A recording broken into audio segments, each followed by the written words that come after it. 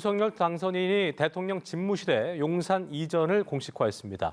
윤 당선인은 집무실의 이전은 어려운 일이었지만 국가의 미래를 위해 내린 결단이라고 말을 했는데요. 발언 내용 직접 보시겠습니다.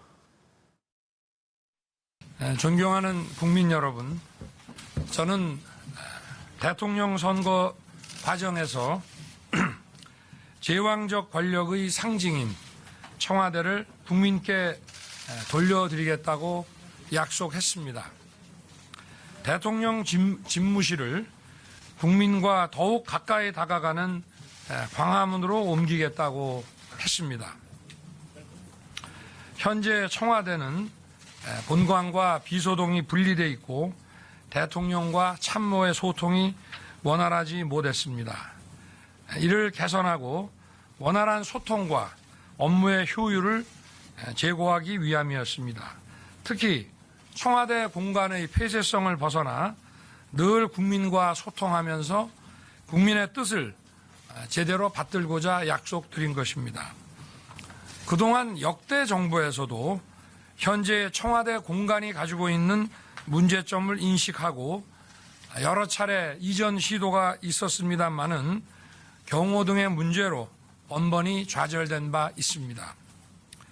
공약을 수립하는 과정에서도 다양한 문제점을 전문가들을 통해 충분히 검토했습니다마는 당선 이후 광화문 정부 보유 청사들을 대상으로 집무실 이전 방안을 면밀하게 검토한 결과 쉽지 않은 문제임을 절감했습니다.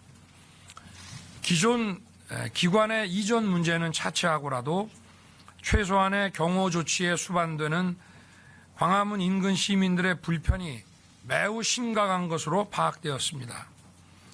그리고 청와대 일부 시설의 사용 역시 불가피해서 청와대를 시민들께 완전히 돌려드리는 것은 어렵다고 판단되었습니다.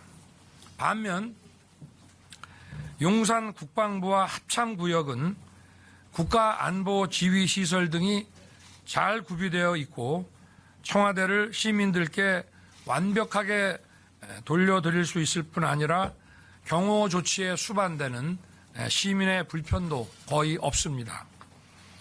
용산 지역은 이미 군사시설 보호를 전제로 개발이 진행되어 왔으며 대통령 집무실이 이전하더라도 추가적인 규제는 없습니다. 무엇보다 올해부터 순차적으로 주위 미군기지 반환이 예정되어 있어 신속하게 용산 공원을 조성하여 국방부 청사를 집무실로 사용할 수 있고 국민들과의 교감과 소통이 원활하게 이루어질 수 있습니다.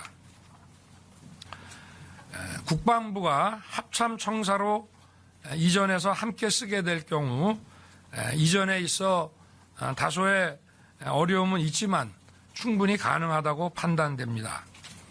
합참청사는 전시작전권 행사를 고려해서 한미 연합사와 함께 건물을 사용하도록 건립되었습니다. 연합사가 평택으로 이전하여 공간에 여유가 있기 때문에 국방부가 합참청사로 이전해서 함께 사용하는데 큰 어려움은 없다고 판단됩니다. 또 같은 군의 옆 건물로 이전하는 것이라 이전 비용도 최소화할 수 있습니다. 특히 합참청사는 연합사와의 협조를 고려하여 용산 지역에 자리를 잡았습니다마는 연합사가 평택으로 이전함에 따라 전쟁 지휘 본부가 있는 남태령 지역으로 이동하는 것이 바람직하다고 생각합니다. 이렇게 되면 합참은 평시와 전시가 일원화된 작전 지휘 체계 유지가 가능하며 합참 근무자와 장병들도 보다 쾌적하고 안정적인 근무 여건이 보장될 것입니다. 용산 대통령 집무실 주변에 수십만 평 상당의 국민 공원 공간을 조속히 조성하여 임기 중 국민과의 소통을 더욱 강화하겠습니다.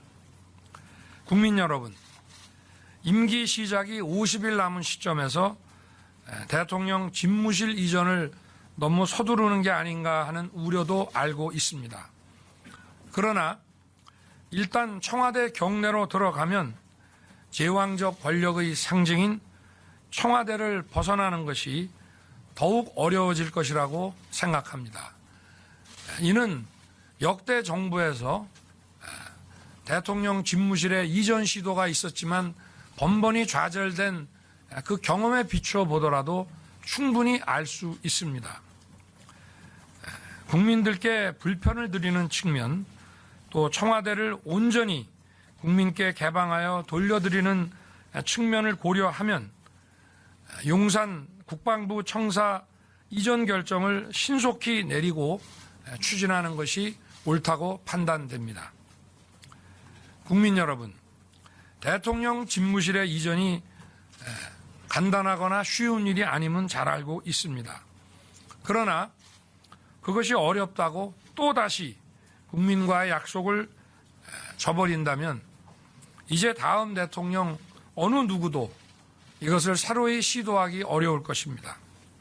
무엇보다 소수의 참모에 의존할 수밖에 없는 현재의 공간 구조로는 국가적 난제와 그 위기에 제대로 대처하기 어렵습니다. 공간이 그 업무와 일을 좌우한다는 말이 있습니다. 국민의 뜻을 제대로 받들고 국민을 위해서 일하는 것이 대통령의 권위보다 더욱 중요합니다. 어려운 일이지만 국가의 미래를 위해 내린 결단입니다.